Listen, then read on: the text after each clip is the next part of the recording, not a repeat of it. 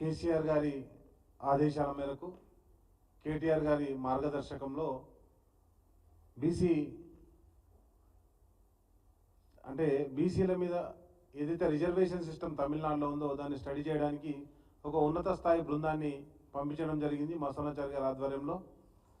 అదేవిధంగా ఏదైతే Congress party BC declaration అని చెప్పేసి కామారెడ్డి మోసం చేసిందో ఆ మోసం అంటే 42% రిజర్వేషన్ ఇస్తామని చెప్పేసి మా బీసీలందరికీ మాట ఇచ్చిందో అది వెంటనే అమలు చేయాలని చెప్పేసి డిమాండ్ కూడా మన కేటీఆర్ గారు పత్రికాముఖంగా చెప్పడం జరిగింది. దాన్ని అమలు చేయాలని చెప్పేసి బీఆర్ఎస్ పార్టీ డిమాండ్ చేస్తూనే ఈరోజు ఇంకొకటి ఏంటంటే ప్రధానంగా ఏదైతే విదేశీ విద్యకు అని చెప్పేసి ఆల్రెడీ మా బీఆర్ఎస్ ప్రభుత్వం ఉన్నప్పుడు విదేశాల్లో చదువుకుంటున్నారో వాళ్ళకి ఫస్ట్ విడతగా 10 లక్షల రూపాయలు మా ప్రభుత్వం శాంక్షన్ చేసింది. ఇప్పటికి రెండో విడత మళ్ళీ ఒక 10 లక్షలు ఇవ్వాలి. అవి ఇవ్వకుండా ఇప్పటికి వాళ్ళను ఆపడం జరుగుతుంది. ఓన్లీ బీసీలకే కాదు, బీసీలకు, మైనార్టీలకు, ఓసీలకు, ఎస్సీ ఎస్టీలకు ఎవరెవరికైతే రెండో విడత ఆ విదేశీ విద్యకు నిధులు ఇవ్వనో ఆ నిధులన్నీ కూడా ఈరోజు కాంగ్రెస్ పార్టీ ఆపిపెట్టింది.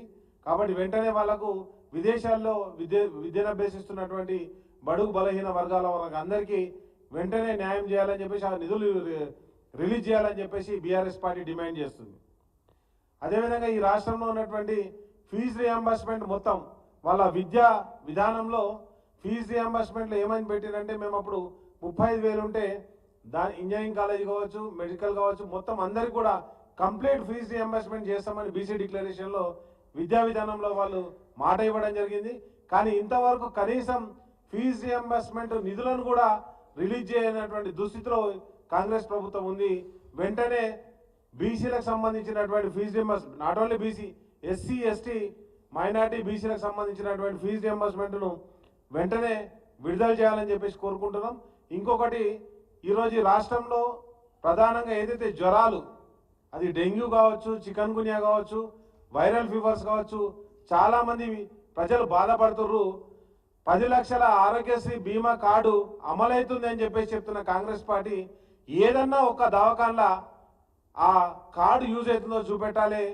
మొత్తానికి మొత్తం కూడా రాష్ట్రం అంతా జ్వరాలతోటి మగ్గిపోతుంటే కనీసం ప్రభుత్వ హాస్పిటల్లో మందులు లేనటువంటి దుస్థితి. ఆ 10 లక్షల ఆరోగ్యశ్రీ కార్డు ఎక్కడ కూడా పనికి రావట్లేదు. కాబట్టి వెంటనే దాని మీద తక్షణం ఆరోగ్యశ్రీ నిధులను కూడా శాంక్షన్ చేసి వాళ్ళను ఆదుకోవాలని చెప్పేసి బీఆర్ఎస్ పార్టీ డిమాండ్ చేస్తుంది. అండ్ నెక్స్ట్ వచ్చేసి మనం చూస్తున్నాం మీడియా డైవర్షన్ ఏ విధంగా నడుస్తుందో.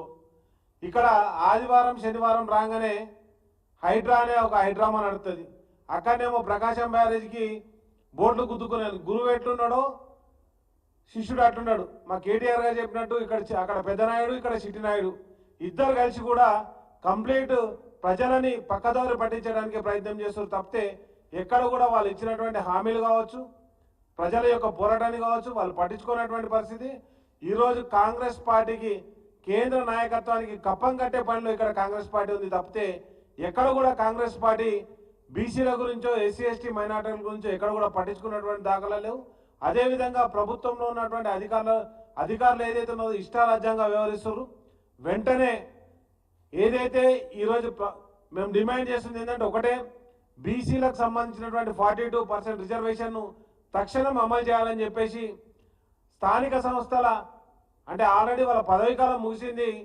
వాళ్ళకి ఇంకా ఎలక్షన్, మనకు తెలంగాణ రాష్ట్రంలో ఎలక్షన్లు కూడా కండక్ట్ చేయలేదు. మీకు తెలుసు గతంలో బీఆర్ఎస్ పార్టీ ఎప్పుడైతే 18లో అంటే మనకు ఎలక్షన్లు అయిపోగానే వెంటనే మా గౌరవ తొలి ముఖ్యమంత్రి గారు కేసీఆర్ గారు వెంటనే సర్పంచ్ ఎలక్షన్లు కావచ్చు, ఎంపీటీసీ జెడ్పీటీసీ ఎలక్షన్లు పెట్టడం జరిగింది.